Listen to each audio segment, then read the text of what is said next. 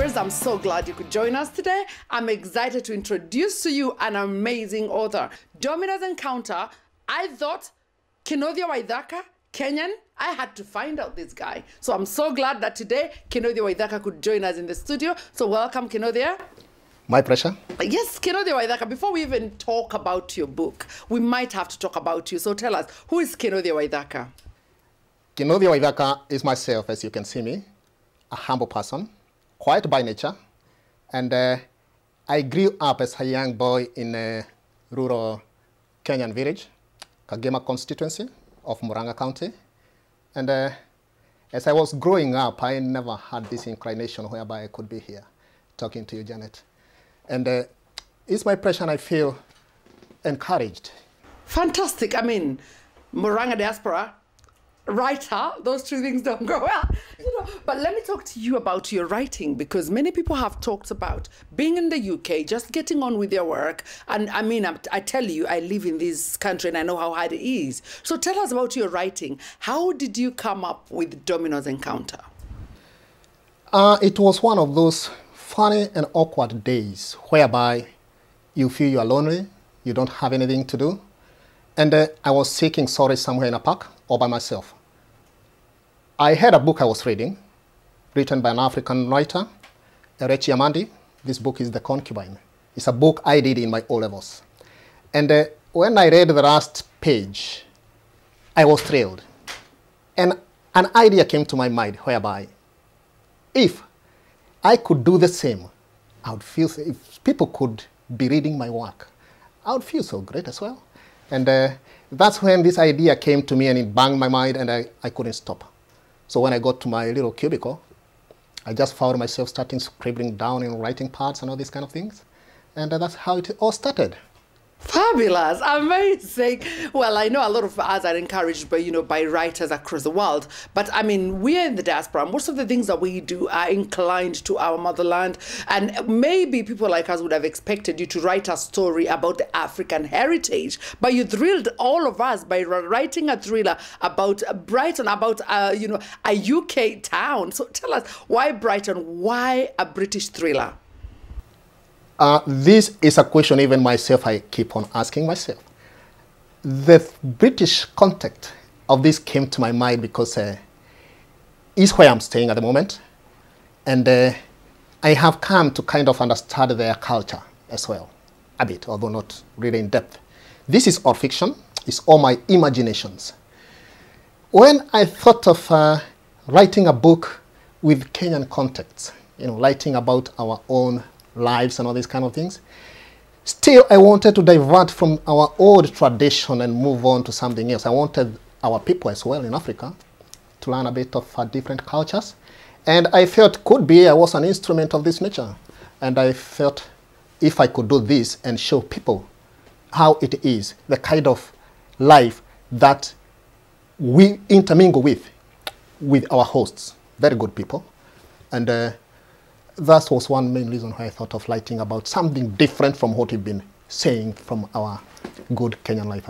Wow, you amaze me, because, wanting to let people know about how the British people live, or how we engage with them, or the lives, I think for me that was very, very special. When I was reading that book, I was absolutely encouraged to know that, what, it's not just about us. We also need to understand that we live in a culture that people have their own tradition. So for me, you captured something so well that none other immigrant has been able to do. So well done for that, Mr. KINUTHIA. Well done for that. No, I seriously enjoyed that book. Now, we're talking about your literature in that book. When I was reading, I looked at the use of keywords. I looked at how well you connected the sceneries, the paragraphs and all that. I mean, that is really good, language. So tell us, is it because you're very good in English? Have you been doing a lot of research? How did you get the language right in your book? I will say when I was in school, I was an average boy. Not too bad, not too good. But the art of writing and having a spoken English, they are all different. Because writing, you write knowing that you are writing for other people to read your work. So of course you have to be very, very careful and cautious on that one. But to me, this writing was kind of flowing on its own. It was coming when I get a hold of a pen and a paper, because most of the time I used to write on my notebook, little notebook. And then when I got home, I used to expound it when I was putting it into my manuscript. And the flow of the language, to me, came just naturally. It was coming to me naturally. I was relating to like how I'm speaking to you.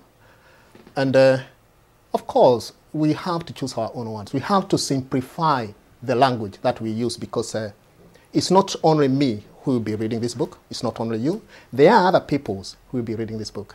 And I wanted to make this language as simple as possible.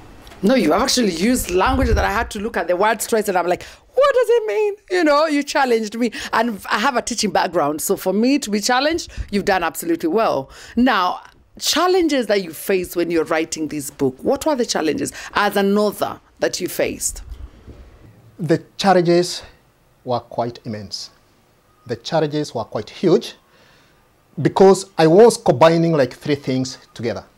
I was combining work, family life, and writing itself. The moment of writing, I had to choose it from the extra hours that I had. And the only best way for me to spend my time, if I'm not at work, or if I'm not in the church, for example, I would only use this time to write. It could be writing my manuscript, and it could be writing other things, just sometimes for fun. You know, writing is just an art. And I could find myself writing. There was a time I was the Secretary General of a small group we had, and I used to like writing for them, giving them a bit of information. So writing was kind of, it comes to me as a handy tool to keep me busy. Wow. Now I hear you, but a lot of us in the diaspora always find ourselves work, send the money back home, invest. I call your writing, Domino Encounter, as an investment. So tell me, how do you feel about releasing this book into the market? How do you intend to put it in the market in Kenya, in other African countries, and in the UK? Or rather, what kind of support would you also need to make sure that this book is released out there? To be honest with you, when I was writing the book, the commercial theme was not in me. And when this book came out and I held the first copy just like this for the first time, I was thrilled. And even my managing editor, Lona Seneya, told me, Mr. Waithaka, here we can move on.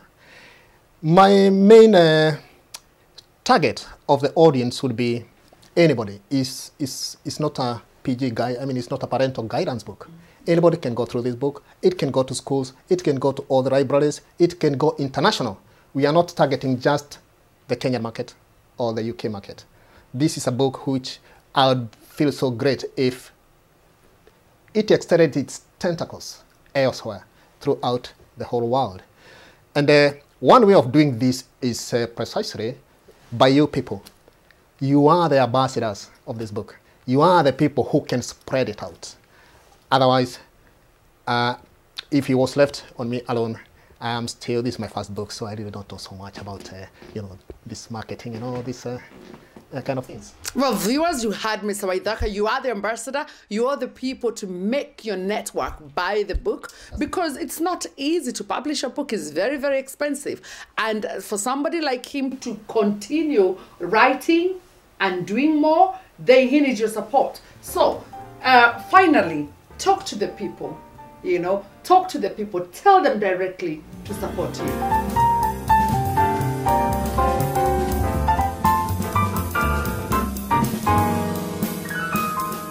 Good evening. I am Wilson KINUTHIA. I am the author of this book, Domino Encounter. First of all, I feel so bad because I am not there with you today. How I wish I could be there with you as you get the first glimpse of my work. I would have loved to sign this book for you, but due to unavoidable circumstances, sometimes we find ourselves in situations whereby we really can't help it. I could not be there, but soon enough, I am coming back. Ladies and gentlemen, this book, when you read it, you'll be thrilled. It is not all about me. It's not about the Kenyan culture. It's not about the European culture. It's about life. How I came to write this book, The Domino Encounter, based on the British context, was because I have lived with these people. I have known their behaviors. They are very, very good people. They interact. They are just like us, so long as you don't go the wrong way or the other. And the story in here is all based on family matters. As a family man who really values the cause of family life, I thought of dwelling mainly in family life. And so, ladies and gentlemen, I would like you, once you start reading, go through the books. Go through the book from chapter 1 to the end. That way you'll connect. As I start here today, I'm trying to connect with you. I know my wife is there. I know my daughters are there. All my friends. It's all about you. Ladies and gentlemen, the support that I have received from Kenya, here in UK, and from other countries is overwhelming. This book will spread its tentacles all over the world. We will cross the barriers, because I believe beyond our shores, this book will be read. So, ladies and gentlemen, what can I say to you is that I'm not studying here to show my prowess or how well I can do writing or these kind of things. No, I would like you to take me as an instrument of nature whereby people will be motivated by this work. There are people there, I believe, who can do better than this. Be encouraged. Stand up. I believe we all have a story to tell. And not unless sometimes we scribble it in writing, our stories will fade away with us. It's unfortunate, Lorna, me and you, we have never met in one-to-one. It's all through the media that we communicate. And we have kind of created a bond whereby it's like we know each other, like my sister, like I'm your brother. And you have really done an incredible job. I would say, even if it took a bit of time, you know, you did an incredible job when you were working on this book. And so, Lorna, I thank you so much for that. I would love if we could go all the way with you in supporting this book. It's my work, my own creation, my own imaginations. And I am inviting you to join me in promoting this book as we move on.